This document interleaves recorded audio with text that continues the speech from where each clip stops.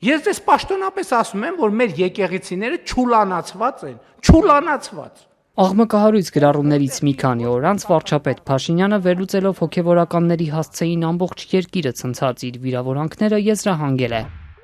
Խնդիրը զուտ իր հայհոյախառն արտահայտությունն էր։ Մյուս հայտարարություններում վարչապետը խնդիր չի տեսնում։ Ավելին պնդում է, թե մնացյալի մասով հանրային կոնսենսուս կա ու անոնսում գրառումների շարքը շարունակվելու է։ Մինչ այդ իշխանություն եկեղեցի հակամարտությունը վիրտուալ հարթակներից տեղափոխվում է իրական կյանք։ Տերն ու տիրակալի եկեղեցի, հասկացա՞։ Ես եմ տերն ու տիրակալ, որտեղ օցիալ հոգևորական, որ Աստծուց օծված ինձ կգազում ենան որևէ կարծիքի վրա։ Իմ պետության մեջ կադաստրին եմ ես եկեղեցի։ Կադաստրի թղթերը։ Դու լսի։ Կադաստրի թղթերը բեր։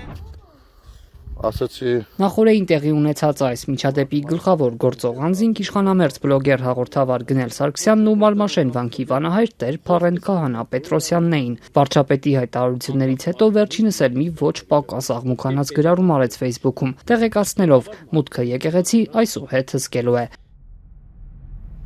Ուրեմն խոսքս ուղղում եմ բոլոր այն անձանց, անկախ պաշտոնից, դիրքից, կարգավիճակից, ովքեր պետական գործիչներ են, ղեկավար մարմին են, թե հասարակ քաղաքացի, բայց նիկոլական գաղափարների հիվանդություններով են տառապում եւ ունեն հակաեկեղեցական, հակաքրիստոնեական եւ հոգեվոր հայրերի դեմ ատելության ու ցինիզմի դրսեւորումներ, ապա իբրև Մարմաշենի հովության հոգեվոր հովիվ եւ Մարմաշեն վանքի վանահայր ի պաշտոնե հայտարարում եմ եւ զգուշացնում. իմ հովության տարածքում գործող որևէ եկեղեցի կամ սրբավայր, որն իմ ենթակայության տակ է, որևէ նմանատիպ անձի նկատեցի եկեղեցի մտնելիս կամ լսեցի սխալ արտահայտություններ թույլ տալիս, ապա կտրականապես արգելելու եմ եւ թույլ չեմ տալու մտնել եկեղեցի կամ տարածք, դուրս եմ շպրտելու շատ կոպիտ ձևով։ Քահանայի այս գրառումից հետո երեք իշխանամերձ բլոգեր Սարգսյանը Մարմաշենի վանք էր գնացել։ Վանահորետ զրույց սկսվեց, ինչը քիչ անց վիճաբանության վերածվեց։ Գնել Սարգսյանը բղավում էր եկեղեցու տարածքում, վիրավորում քահանային ու սեռական բնույթի հայհոյանք օգտագործում։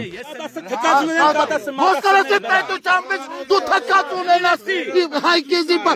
կադաստրի թուղթը բեր տենամալը տնա որտեղից ասոբորտել այ լավ եմ անում որովհետև դու հրապարակային շատ ծլունդի հայտարարություն ես անում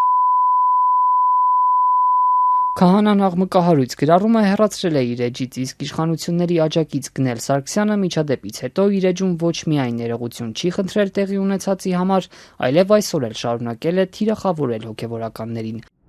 Վարչապետի զատ հոգևոր դասին թիրախավորելու գործին են լծվել նաև այլ բարձրաստիճան իշխանականներ։ Էկոնոմիկայի նախարար Գևորգ Պապոյանը կիսավեր Քոբայրի վանքից մի հին լուսանկար է հրապարակել, որտեղ եկեղեցու ներսում անասուններ են։ Փաստորեն մեր որոշ եկեղեցիներ ոչ թե չուլանի, այլ գոմի են վերածված, գրել էր ԿՊԱ-կանը։ Պապոյանը սակայն չի նշել, որ հայկական ճարտարապետության պատմության այս բացառիկ վանքը հայտնի իր որմնանկարներով չի գործում, այստեղ արարողություններ չեն իրականացվում, այն կիսավեր է ու գտնվում է հենց պետության հոգացության ներքո։ 12-րդ դարում հիմնադրված վանական համալիրը պետական սեփականություն համարվող մշակութային հուշարձանների ցանկում է։ 2000-ականներից վերականգնման աշխատանքներ են սկսվել, որոնք այդպես էլ ավարտին չեն հասցվել։ Իշխանություն եկեղեցի լարվածության այս նոր փուլը սկսվեց վարչապետի համեմատությունից։ Նա կառավարության անցած նիստում պնդել էր, թե եկեղեցիները մեջբերեմ չուլանացված են։ Նրան արձագանքեցին մի քանի բարձրաստիճան հոգևորականներ, ինչին էլ հետևեցին